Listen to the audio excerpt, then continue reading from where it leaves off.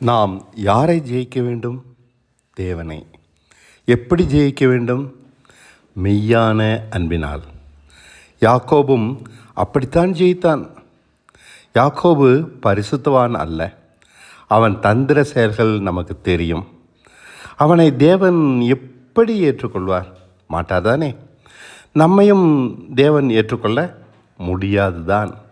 முந்தின நம் செயல்களும் நமக்கு எதிராய் சாட்சியிடுகின்றன. உன்னத கிரியைகளை கொண்டு தேவனை நாம் ஜெயிக்க வாய்ப்பில்லை. இதுதான் யாக்கோபுடைய பிரச்சனையே, நம்முடைய பிரச்சனையும் தான். அவர் அவ்வளவு எளிதாக மன்னிப்பதில்லை. யாக்கோபை நம்ப முடியுமா என்ன? நம்மையும் தான். யாக்கோபுக்கு இப்போது தன் சகோதரன் ஏசாவால் ஆபத்து.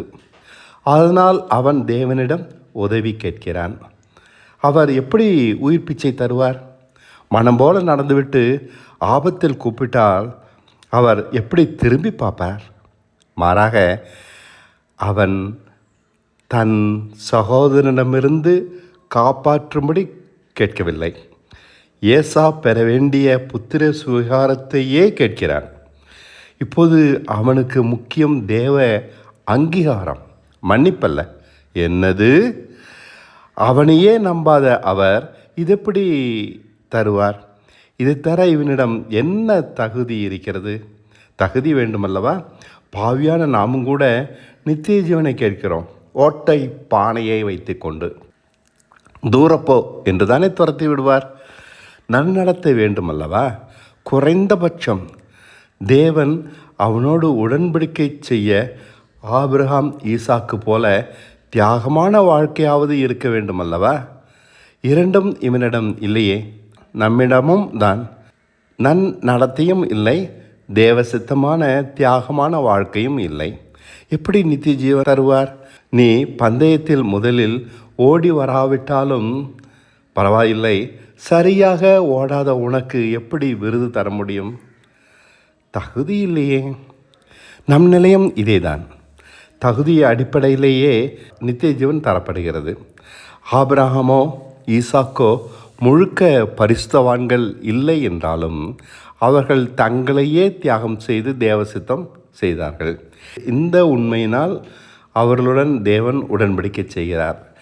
அவர் சொல்கிறபடி இவர்கள் நடந்தபடியால் காலம் முழுக்க சொன்ன இடத்தில் தன் சுகத்தை பாராமல் வாழ்ந்தபடியால் அந்த உடன்படிக்கையை நிறைவேற்றினார்கள், இரக்கம் பெற்றார்கள். முதலில் ஓடி வரவில்லை என்றாலும் சரியாக ஓடிவிட்டார்கள். யாக்கோபு இதற்கு உடன்படுவானா என்ன? ஐயோ, சரி என்கிறான். என் திறமையால் வாழ்க்கையை நானே சிறப்பாக அமைத்து கொள்ள முடியும் என்று யோசித்தபடியால் ஏசா வாக்குத்தத்தமெல்லாம் எனக்கு எதற்கு, வேண்டாம் என்று ஓடிவிட்டான். நல்ல வாழ்க்கை இல்லையே இது, எனக்கு எதற்கு இந்த வாக்குத்தத்த தேசம், ஆபிரகாமின் ஆசீர்வாதமெல்லாம் வேண்டாம், இந்த தேவனும் வேண்டாம், தியாகமான வாழ்க்கையும் வேண்டாம். உலகத்தில் சிறப்பாக வாழ்வதை விட்டுவிட்டு சிரமமான சிலுவை வாழ்க்கை யாருக்கு வேண்டும் என்று பலர் நினைக்கிறார்கள். எனக்கு வேண்டும் என்கிறான் தன் மோசமான கிரியைகளால் தகுதியில்லாத யாக்கோபு. எனக்கு உலக ஆசீர்வாதமெல்லாம் வேண்டாம். சிரமம் மிகுந்த வாழ்க்கையை வாழ்ந்த ஆபிரகாமை அவன் பார்த்திருக்கிறான், ஈசாக்கையும் பார்த்திருக்கிறான். அவர்கள் தங்கள் சிரமங்களை அல்ல, தேவ அன்பையே பெரிதாக நினைத்தார்கள். இதுதான் அவனை பெரிதும் பாதித்தது.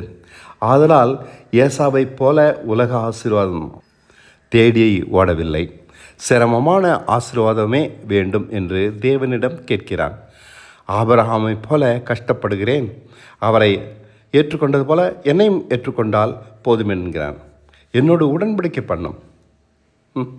ஆசீர்வாதமல்ல, அன்புதான் வேண்டும் என்ற யாக்கோபின் வாதம் வென்றது. அதற்கான என்ன கிரயமும் செலுத்த தயார் என்ற பின் தேவன் அவனோடு போராடவில்லை, இறங்கி வந்து அவனோடு உடன்படிக்கை செய்கிறார். தேவனோடு போராடி அவரையே உன் விடாப்பிடியான அன்பினால் மேற்கொண்டாய் என்று இஸ்ரவேல் என அவனுக்கு பெயரிட்டார். இருந்தாலும் அவன் கடைசி வரை யாக்கோபென்றே அழைக்கப்பட்டான். அது முதல் அவன் பட்ட சிரமங்கள் அப்பப்பா சொல்லி முடியாதவை. ஆனாலும் அவன் மனம் தளரவில்லை. பொல்லாத பிள்ளைகளாலும் வறுமையினாலும் சொல்ல முடியாத துயரம். உயிருக்குயிராய் நேசித்த ரேச்சலும் மரித்துவிட்டாள். தனிமை. சகலவற்றையும் பொறுமையாக சகித்தான். சில நாட்கள் அல்ல, பல வருடங்கள். உருக்கமாக அவன் நேசித்த சிறு யோசேப்பும் காணாமல் போனான். அவன் முறுமுறுக்கவில்லை, கேள்வி கேட்கவில்லை. முறுமுறுத்திருப்பானே ஆகில் தேவ இரக்கம் அவனை விட்டு விலகி இருக்கும். அனைத்தும் நாசம்தான். பொறுமையாக சகித்தான். தெரிந்துதானே இந்த ஆபிரகாமைப் போல தியாகமான வாழ்க்கையை வாழ ஒப்புக்கொண்டான். தான் விரும்பியபடி உடன்படிக்கையை மீறாமல் காட்டின இடத்தில் தரித்திருந்து தேவசித்தம் மட்டும் நிறைவேறட்டும் என்று நடந்தான். இப்படி தேவசித்தம் பாடுபட்டு செய்து ஆபிரகாமைப் போல ஆசீர்வதிக்கப்பட்டான். உடன்படிக்கையை காத்ததால், அவர் சொன்னபடி செய்ததால் தேவனை ஜெயித்தான். தேவன் தன்னை யாக்கோபின் தேவன் என்று பெருமையாக அழைத்து கொள்கிறார் என்றால் அதற்கு காரணம் இதுதான். நாமும் தேவனை இதே போல நடந்து ஜெயிக்கலாம். அவர் நம்மை ஏற்றுக்கொள்ள நன்னடத்தை என்ற தகுதியெல்லாம் மன்னிப்பு கேட்கிற நம்மிடம் இல்லை. ஆனால் ஞானஸ்நான உடன்படிக்கையை காத்து அதன்படி தேவசித்தம் செய்தால் போதும்.